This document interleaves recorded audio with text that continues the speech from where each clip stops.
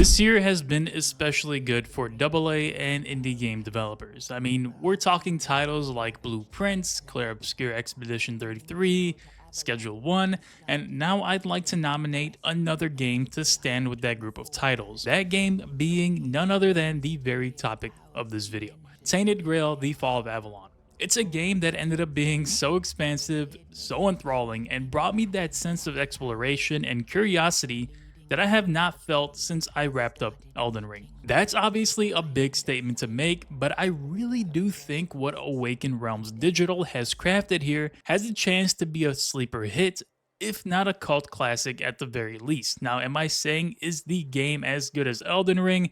Absolutely not. That's not what I was getting at all. But it has quickly become one of my favorite games of the year. And it's a world I enjoyed exploring so much more than I had originally anticipated. Of course, it's not without its jank. And there's definitely a good amount of jank here. And I'll be sure to cover that in the review as well. Now, you may or may not be familiar with what this game is, what it's based on, and who it might be for, but I'll give you a quick rundown on all of that. Then I'll jump into my experience of the various systems such as questing, combat, progression, and so much more. So what is Tainted Grail: The Fall of Avalon? Well, it's an open world RPG based on the board game with the same name, in the same world, but has quite a lot of originality that separates itself from that board game storyline and character design. There was also a roguelike deck builder set in the same universe called Tainted Grail, which was released back in May of 2021. The open world RPG had been released in early access in March of 2023 and had received a steady stream of updates leading up to its 1.0 launch, which of course is the largest of any update that the game has received. So with that bit of setup out of the way, let's get straight into it. The setting of Tainted Grail: The Fall of Avalon is basically a dark reimagining of the Arthurian legend where you explore a decaying world that's basically more or less on the edge of ruin. Avalon, of course, was once a land of hope and prosperity, but has since become cursed and basically a dying realm that is choked by this weird force known as the Weirdness. It's basically a mist that distorts reality, warps creatures into abominations, and can even slowly drive humanity insane.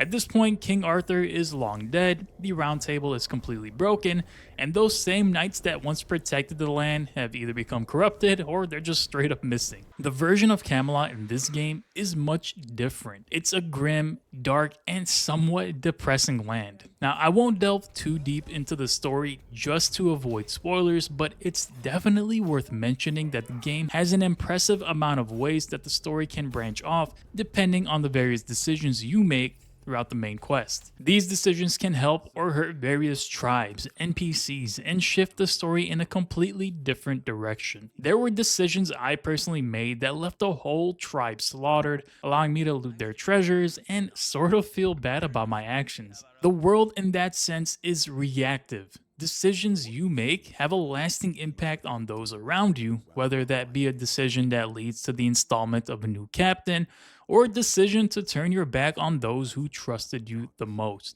The voice acting and writing is also far better than I had anticipated in most cases. Of course, there's some good and also some bad. You sort of get that Elden Ring, Dark Souls vibe with some of the NPCs you encounter, where they only speak to you in riddles, giving you quests, or some subtle hint that can lead you into an hours-long rabbit hole. I've spent close to 35 hours with the game, and to be completely honest, I still feel like I've barely scratched the surface with so many side quests, NPCs, people to talk to, dungeons to explore, and secrets to find. The main quest, like many games in this same genre, is more of a recommendation than it is a requirement. As soon as you step foot off the tutorial island, you're free to go wherever you please and completely forget about the main story. During my playthrough, however, I made it a point to follow the main story as much as possible so I can just see what it was like, and honestly, I was pleasantly surprised with what was at stake and how my decisions affected the world around me. If you're the type of player who enjoys these types of games where your choices really matter, then Tainted Grail most definitely has something for you. I've tried to keep this section as spoiler free as possible, and hopefully I was able to do that. Now the game is slated to take someone 50 to 70 hours based on the Steam page description, and honestly that sounds about right to me, if of course you intend to go for the 100% playthrough. In Tainted Grail, you start as nothing more than a prisoner, sort of paying homage to the Elder Scrolls titles I suppose, but eventually you escape with the help of an unnamed stranger who had been looking for you. The game has a pretty standard character creator with some hairstyle choices, beards, and face types to choose from, but definitely nothing groundbreaking there. Your playstyle, however, is defined through a simple questionnaire given to you by the guard. This is basically where you set up what you specialize in, whether that be melee, magic, sneaking, range damage, and so on. There are a number of difficulty options ranging from what is basically story difficulty to survival. My experience had been completely played on adventurer, which is considered normal, and I found that to be balanced enough for me. So let's get into it. I'll first start with the combat, as I'm sure this is probably the biggest concern people have about the game. Well, I'm here to say that the combat is fine. If you've played these types of games, and by that I mean Oblivion or Skyrim, then you know exactly what to expect. If you haven't, then the game has that floaty feel to it where hits don't feel super impactful, but the game having combat that is just fine isn't a death sentence at all. Let me elaborate a bit on my experience. I honed in on a mage build. My playstyle came down to kiting enemies towards me and blasting them with fireballs or lightning strikes. Would I say I was having fun running around and wielding these powers? Yeah, I definitely was. The first 5 hours or so, I couldn't find any cool spells, so I was running around wielding 2 fireballs and was really questioning if I should start over. Then I managed to get this chain lightning spell from a boss fight, and from that point on, I was close to unstoppable. Of course, melee is a viable option as well. The game offers up a block and parry system which requires precise timing, and parrying an enemy will lead to that enemy's stamina bar emptying out, at which you can unleash big time damage. You also have a dodge mechanic, which I used quite a lot being a ranged mage. Now, I opened this section by saying that I think the combat is fine. I don't think it's bad, and I don't think it's better than average. If you've played these types of games before, you know what you're getting into, and honestly, I'd say that the combat does at least have more weight to it than something like Skyrim, for example. Now, it's worth mentioning that the game does offer up a third-person mode if you feel more comfortable playing that way, but the developers did mention that this camera option was added pretty late in the dev cycle and was not the intended way to play the game. I found using the third-person camera in combat to be decent, and it honestly felt pretty natural, but I much preferred playing in first person. So I want to answer the question of whether or not the game is hard, and honestly, the answer is yes and no. That's pretty much a non-answer, but stick with me. When I first started the game, I was having a lot of trouble. I was dying often, dodging didn't feel right to me, and enemies were hitting hard, I mean real hard. Over time, I learned what situations would work best for my build type. Playing as a mage, it made sense to sneak up and blast enemies before attracting a whole group. Fighting in open fields was far easier than the times I found myself in an enclosed space. Those almost always led to death. That worked for me because of my build, but if you're running a melee build, I can see the game being substantially harder if you do not master the block, parry, and dodge systems that you have available. I wouldn't say that the difficulty is unforgivable. The game gives you plenty of spells and items that aid you in battle, whether that be food buffs or potions. The flow of combat of course varies depending on your build. Like there were certain encounters or boss fights that I think would be pretty difficult if not for the fact that the enemy just couldn't even get close to me. As far as level scaling goes, from what I can tell, there really isn't any.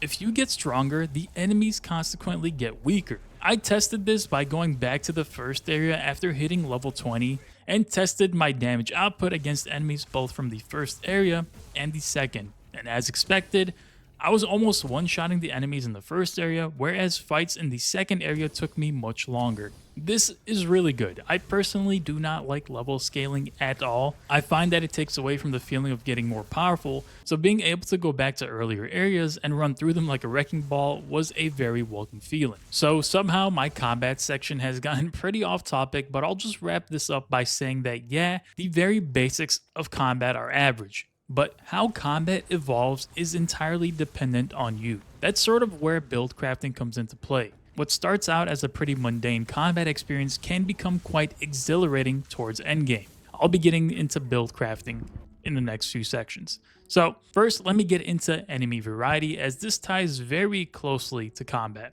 As far as the number of different enemy types, there's definitely quite a few. I love that about the game. It's a dark fantasy setting where the world is affected by weirdness, and in this mist, all sorts of disgusting and creative creatures can come to life. I think the devs fully leaned into that, and the different types of enemies that you'll fight across the three regions are quite substantial. Now, as far as these enemies go, you can really run into all sorts. These, of course, are ranged enemies like archers, mages, creatures that spit poison, throw fire, and so on. You'll also go up against melee enemies that hit like a truck, especially if you're a glass cannon build like I was. These include knights, ogres, peasants, undead, and more. What was most interesting to me was that the melee fights were far easier, as all I had to do was keep my distance. To balance this, it seems like the devs have surrounded most melee enemies with ranged ones, and sometimes these melee types will whip out a throwing axe at you, and I will say that the way that enemies use their range items is just hilarious. Like, if you're close to an archer, they sort of fling a high arcing arrow towards you that has no hope of hitting you. Now, the enemy AI is pretty hit or miss. I read a lot about how the AI was a problem during early access, but from my experience, they were pretty aggressive in combat, and finding myself surrounded by a few enemies usually meant the end for me. It's worth mentioning as well that there are a good number of boss fights, whether that be through the main story, some side quest, a dungeon, or a random world boss that you just stumble upon. Some bosses do have some well thought out mechanics that make the fight more interesting than just resorting to simply outdamaging the boss the whole fight. With that being said though, I think itemization allows for various strategies to approach battle, and let's actually get into that now. So let's talk about builds. Tainted Grail manages to knock this out of the park, as the different combinations between weapons, spells, items, and skills are abundant. If you want to play a summoning archer who sends in his wolves or skeletons into battle while you're picking off enemies from a distance, you can do that. If you want to dual wield spells, that's also possible. If you want to be a brute tank who can withstand damage and also dish out some AoE damage, that's also possible. Stealth archer, yep, go for it. What I'm trying to say is that the way you approach your build in this game is near limitless, and the game actually empowers the player to explore and be creative in that sense. There are many weapon types to find from different classes of weapons, such as daggers, claymores, swords, staves, bows, scythes, and more. I'll just name some of the more fun items that I discovered while I was playing off the top of my head. So I ended up finding a bow that shot 3 arrows at a time. I found a magic cube that once I dealt a certain amount of damage, it can disable a target for 8 seconds, which was crazy. I found myself a chain lightning spell. I found a spell that steals me the life force of an enemy to heal myself. I even found a great hammer whose heavy swing caused all enemies around me to get stunned. There are many more, and that's just the weapons. There are also a number of different armors, from helmets, gauntlets, pants, chest armor, a cape, rings, and an amulet. These items can have different properties attached to them, like giving certain buffs to movement speed, crit chance, spell power, healing effectiveness, and some really powerful, more rare items as well. I don't want to make this section super bloated, but I do want to end this section by reiterating that I found the build variety and the ability to create some interesting and fun combinations to definitely be a strong suit of Tainted Grail. Now let's get into skill progression. So leveling is broken down into 3 different categories, the first of which are your passive skills. This is very Elder Scrolls coded, as in the more you repeat a certain action, the more you level that specific skill. For example, sprinting around the map for as long as I did had me moving so fast that by the time I made it to the second map, I hardly ever used my mount at all, because my athletics rating was constantly increasing and my movement speed alongside of it. Each of these passive skills maxes out, but as you level them, you get a slight bump in that particular skill. Being a mage, I was using magic a ton, so getting that skill up had me saving mana and dealing serious damage. There are a bunch of different categories that can be leveled, like theft, alchemy, cooking, crafting, one-handed, two-handed, just to name a few. If I went through all these and what their effects were, we would be here all day. This type of progression system to me is always fun because it rewards you for performing certain actions, which in turn encourages you and incentivizes you to do more and more. Next, we have attribute points. This leveling system is based on an XP bar that fills up from completing quests, killing enemies, discovering areas, and more. Once you do fill that bar up, you get to spend that point in 6 different categories like strength, endurance, dexterity, to name a few. These attributes govern more specific traits, and honestly, you'll need to spend these points wisely if you intend to specialize in a certain build. Many weapons and items in the game require a certain level in these different categories in order to wield them appropriately. So if you want a strength build to wield a claymore, then you better be putting points into strength and endurance. Finally, there are skill points. Skill points also help you define your build, and you have a number of different skill trees to spend each point in. There are 6 different categories similar to the ones you spend an attribute point in, and these categories each have separate skill trees that help you hone in on a specific playstyle, whether that be daggers, bows, summoning, magic, and so on. It's quite expansive, and at times it took me quite a bit to decide where to spend my points because early on in the game they were coming very slowly. But regardless, the use case here is to allow you to specialize in a build.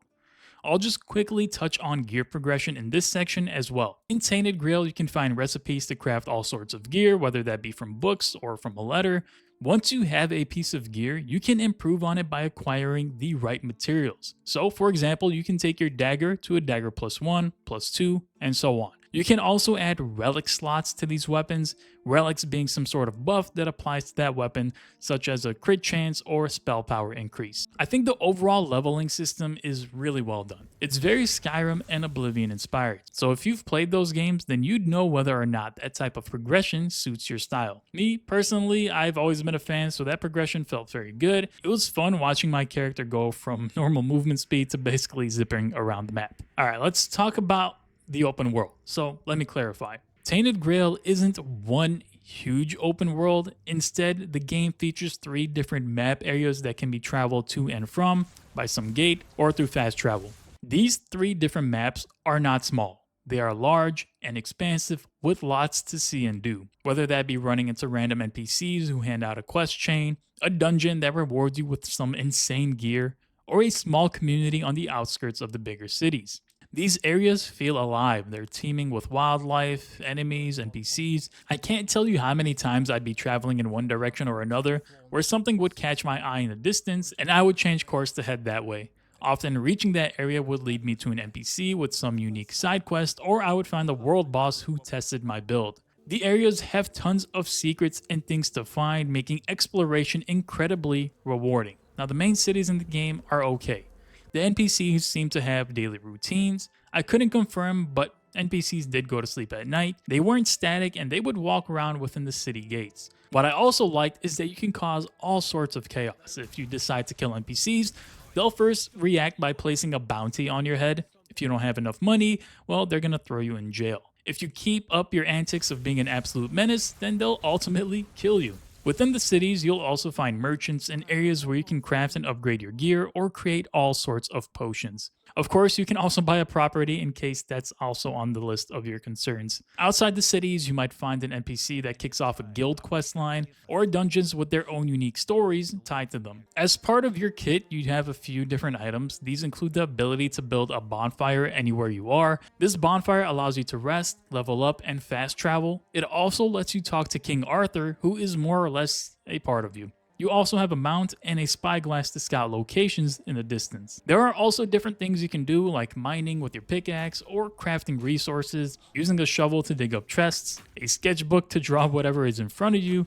and of course fishing. You can't go wrong with fishing. So these 3 different map areas feel as if they are level and damage checks. The first area would serve as something like level 1 to 20 if I would guess, and then the second area would be like 20 and so on, with the third and final area serving as what is essentially the end game area. The reason I say this is twofold.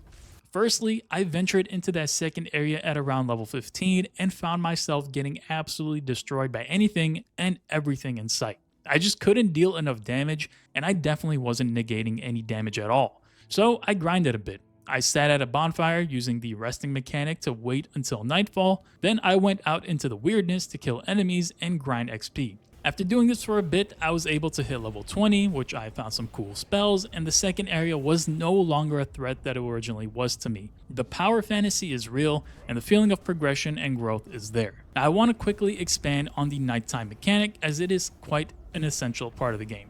So basically, there is a day-night cycle. The daytime is about what you expect. Things are normal, or as normal as they can be in this version of Avalon, but at nighttime, things begin to change. The weirdness takes over. A dark mist that spans the whole map outside of certain areas. Being in the weirdness opens you up to a whole lot of danger with new enemy types, bosses, and so on. In fact, the first area had a boss who would randomly appear and disappear, and anytime I attempted to fight him, I would simply get one-tapped. I did, however, get used to the nighttime mechanic, and I used it to grind XP to kill some of the harder enemies. There isn't a real sense of risk or reward, and the only downside of dying in the weirdness is that you have to reload your save, as far as I can tell. Enemies you do kill in the weirdness have a chance of dropping unidentified items, and these can range from boring normal items like a small healing potion to something real extravagant like maybe a +5 weapon of some sort. Essentially, what I'm trying to get at here is that the game has a ton to do,